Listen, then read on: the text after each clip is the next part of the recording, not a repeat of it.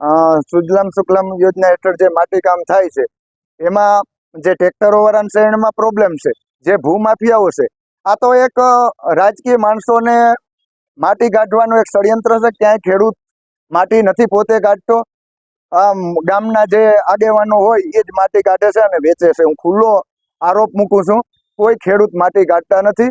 પક્ષના મળેતિયા છે એને ખટાવવા માટેની છે.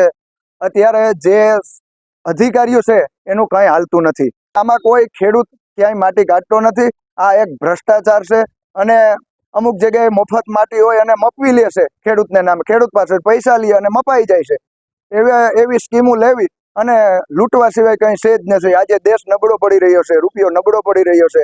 આ દેશની પતર ઠોકી નાખી છે, બીજું કંઈ નથી. અને આમ જનતા અત્યારે પરેશાન છે, ક્યાંય કંઈ બોલી નથી શકતા. પણ લોકો જાગૃત થાવ એવી વિનંતી કરું છું. આ નગર મારી નાખવાના છે અને ઘર બહાર નીકળવાના છે. 2-5 વર્ષમાં જુઓ લોકો ઘર બહાર નીકળી જવાના છે. હવે લોકો જાગો એવી વિનંતી કરું છું.